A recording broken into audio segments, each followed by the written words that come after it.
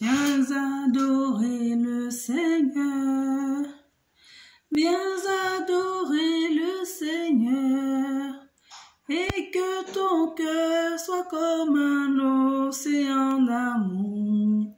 Oh, viens adorer le Seigneur. Oh, viens adorer le Seigneur. Viens adorer le Seigneur. Et que ton cœur soit comme un océan d'amour. Oh, viens adorer le Seigneur. Seigneur, nous te remettons ce moment, toi le Dieu Tout-Puissant, le Dieu Créateur, Fondateur de toutes choses. Nous te remettons chacun d'entre nous et chaque internaute et moi-même, Seigneur. Prends possession de ce moment et que toi seul sois mis en avant au nom de Jésus. Amen. Comme des petits enfants, bonjour, bonsoir, nous sommes là encore ensemble pour adorer le Seigneur, pour le glorifier au travers de notre étude. Hier, nous avions vu pourquoi Dieu avait-il créé les hommes. Et nous avons dit que Dieu a créé les hommes avec sa parole. Il avait créé toutes choses et qui, c'est sûr, sois-en certain, sois convaincu que Dieu t'a créé, que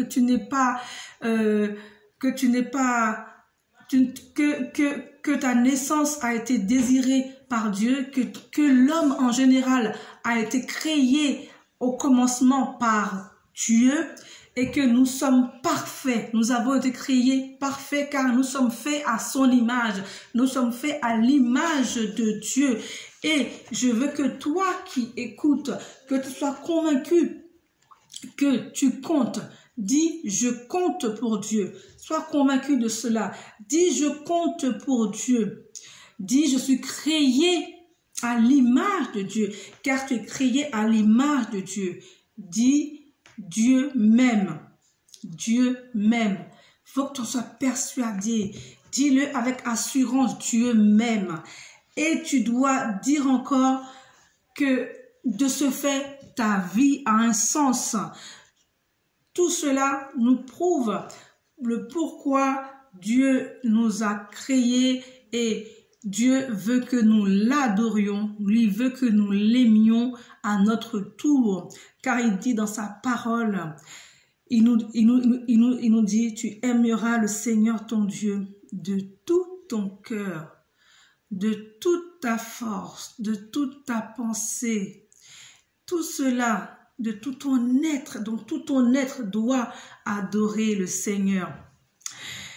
Donc, aujourd'hui, on va l'adorer. On va, toujours quand on fait une étude, c'est adorer le Seigneur. Chercher à le connaître, c'est lui montrer aussi que nous l'aimons. Parce que si on n'aime pas une chose, on ne prend pas le temps pour. C'est parce que vous, par exemple, vous avez des émissions que vous aimez, que vous prenez le temps pour les regarder. C'est parce que vous aimez, je sais pas moi, jouer à vos jeux vidéo ou je ne sais pas quoi d'autre que vous prenez le temps. Donc, Dieu, quand on prend le temps pour chercher sa face, pour comprendre ses commandements, eh bien, c'est une façon de l'adorer. Donc aujourd'hui, nous allons voir comment le péché est apparu dans le monde. Et là, moi, je dirais comment le péché est apparu dans le monde. Je pense qu'il y a beaucoup de gens qui le savent, mais peut-être que toi qui écoutes, tu feras partie de ceux qui vont se poser des questions. Eh bien, si le Dieu dont tu me parles, Clarisse, depuis plusieurs jours, si ce Dieu-là est amour, si ce Dieu-là, il m'aime, eh bien, pourquoi il y a autant de mal? Tu vas me dire pourquoi il y a autant de souffrance? Pourquoi il y a des gens qui meurent? Pourquoi mon père est mort? Pourquoi ma maman est morte? Pourquoi? Si Dieu existe, si Dieu est bon, si Dieu est amour. Plein de questions comme ça que se posent les gens qui ne connaissent pas Dieu, qui ne connaissent pas son amour. C'est plein de questions que nous nous posons. Et je vous dis, c'est normal que vous les posez parce que vous ne connaissez pas Dieu. Ou alors que vous n'avez pas eu les bases suffisantes. Parce que quand on connaît Dieu, on sait qu'il n'est pas à l'origine forcément de tout ce qui nous arrive. Et que ce sont nos actes. Ce sont nos actes. Nous allons voir ça dans la parole de Dieu. Alors, nous avons vu que Dieu avait créé toutes choses. Nous avons vu donc que c'est lui qui a créé les hommes. Mais quand il a créé l'homme et la femme, il les a placés dans un lieu bien précis qu'on appelle Éden. Donc, c'était un lieu où il y avait tout, où il n'avait besoin de rien. La Bible dit que celui-là, c'est le jardin d'Éden. Et dans ce jardin, l'homme et la femme n'avaient besoin de rien. Donc, mais tout cela allait bien changer. Ça allait changer. Parce que tout était merveilleux dans ce jardin. Tout était formidable dans le jardin. La Bible dit que Dieu a placé Adam et Ève dans un beau jardin. Mais il leur a interdit de manger d'un certain fruit, d'un certain arbre. Donc, il y avait un arbre avec des fruits et il leur était interdit de manger en particulier ce fruit-là. C'était interdit. Et c'était sous peine de mourir. Ça veut dire s'ils mangeaient le fruit de cet arbre-là, ils allaient en mourir. Ève, trompée par ce que la Bible nous dit, le serpent, en a mangé. Et quand elle en a mangé, elle l'a trouvé bon. Et elle en a donné à Adam qui lui l'a mangé. Donc tous les deux ont mangé de ce fruit. Adam donc en a mangé. Et la Bible dit qu'ils ont péché parce qu'ils ont désobéi. C'est ce que je vous disais, ou je ne sais pas si je vous l'ai dit ou pas. Lorsque nous faisons quelque chose qui est contraire à ce que Dieu nous dit, ça s'appelle la désobéissance. Si Dieu nous donne un ordre et qu'on fait le contraire, cela s'appelle la désobéissance et cela est égal au péché. Donc le péché, c'est la désobéissance d'un ordre que Dieu avait donné. Alors, c'est de cette manière-là que la Bible nous explique ce que c'est que le premier péché. Donc, c'est la désobéissance de Ève et Adam à Dieu quant à ne pas manger de ce fruit. Et c'est à cause de ça, ce qui va entraîner que tous les hommes, quand je dis les hommes, c'est les hommes et les femmes, ce qui va entraîner que tous les hommes vont naître pécheurs. Ça veut dire que dès que tu sors du ventre de ta maman, tu es pécheur. Ça veut dire que déjà, la Bible te considère comme pécheur.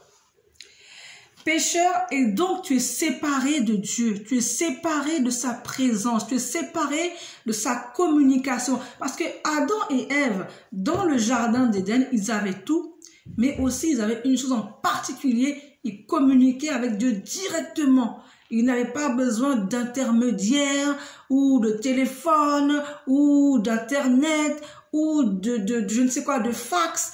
Ils n'avaient pas besoin de tout ça. Ils communiquaient de vive voix avec Dieu. Mais en ayant désobéi, en ayant mangé ce fruit-là, eh bien, le moment où ils ont mangé, la Bible dit tu en mourras.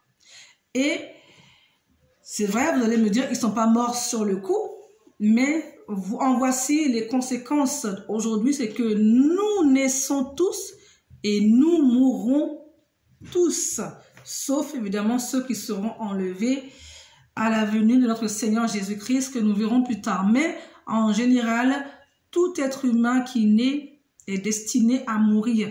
Et cela, c'est déjà à cause de du premier péché que vous entendrez parler. On vous entendrait parler le péché originel. On entendra encore parler de la chute.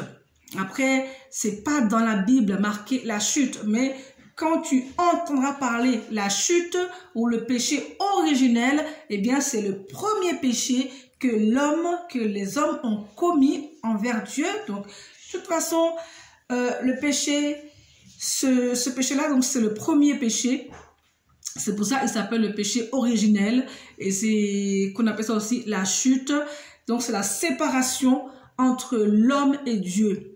La communication était coupée, était fermée, et la mort est entrée dans le monde. La souffrance est rentrée, le mensonge est rentré. Enfin, beaucoup de choses sont rentrées dans le monde parce que du coup, notre corps, quand je dis notre corps, à cause de ce péché-là, notre corps est destiné à mourir un jour. Je suis désolée, mais c'est ainsi que nous sommes faits. Nous naissons, mais un jour, nous mourrons tous. Donc, c'est comme cela que cela est dit. Et dans la Bible, Romains 3, verset 23, dit « Tous ont péché ». Donc, ça veut dire que tu ne diras pas que le président n'a pas péché parce qu'il est riche, il est richissime, il mène une vie, il a tout ce qu'il veut, pardon. Tu ne diras pas, je ne sais pas moi, que le roi, la reine ou n'importe qui, nous sommes, ou les stars, je ne sais pas. Nous sommes tous des pécheurs, parce que tu ne me diras pas dans ta vie qu'un jour tu n'as pas menti. Et le mensonge, c'est désobéir à Dieu. Tu ne me diras pas que dans ta vie, peut-être, tu feras partie de ceux qui ont peut-être pris quelque chose qui ne lui appartenait pas. Ça s'appelle du vol. Tu fais partie des gens, comment dirais-je, peut-être, qui tapent sans cesse. Des gens qui sont en colère sans cesse, des gens, on voit dès notre plus jeune âge, dès le berceau, on voit déjà l'enfant se mettre en colère, l'enfant est paf, on voit déjà depuis notre plus jeune enfance que nous sommes des pécheurs. Et donc tout cela, c'est à cause de ce péché originel qui a été commis dans le jardin d'Éden.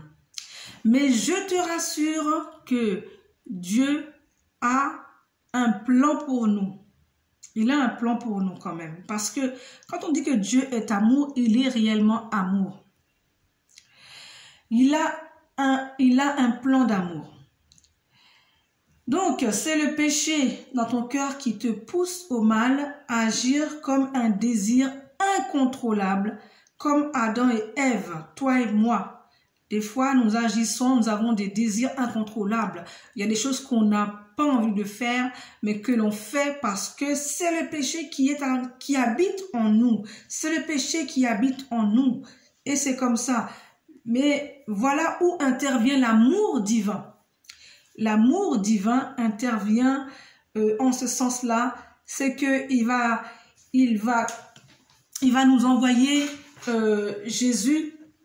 Il va nous envoyer Jésus mourir pour nous, pour te rappeler qu'il t'aime et te dire d'accepter son pardon. C'est parce qu'il t'aime que dans tout au long de nos études, nous parlerons toujours de ce mot Dieu, mais nous parlerons de Jésus. Parce que Dieu nous a tant aimés qu'il a donné son Fils unique afin que quiconque croit en lui ne périsse point, mais qu'il ait la vie éternelle. Parce que la chute, ou plutôt le péché qui a été commis dans le jardin, ça a créé la séparation entre Dieu et nous. Ça a créé une fermeture de communication. Ça a créé la mort physique.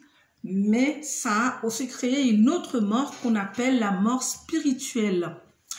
Donc, on a fait à peu près le tour. Je ne vais pas m'avancer sur d'autres choses, mais sache que s'il y a un Dieu, c'est qu'il y a aussi le mal. Et donc, parfois, quand tu es tenté, nous verrons un peu plus tard ce mal-là, sache que tu seras tenté de faire le mal. de voler, de mentir, de faire des choses qui sont contraires à la volonté de Dieu, eh bien, sache que Dieu a un plan pour toi, qu'il t'aime et que tu as la possibilité de lui demander pardon en priant au nom de Jésus. Car tu as un sauveur, j'ai un sauveur. Et ce sauveur-là, c'est Jésus. C'est lui qui est venu nous réconcilier, Dieu et moi, ou Dieu et toi. Qui que tu sois, il est venu te réconcilier avec Dieu. Donc, si tu crois que Jésus est ton maître et ton sauveur, que c'est lui qui peut te donner la vie éternelle, eh bien, tous tes péchés te seront pardonnés.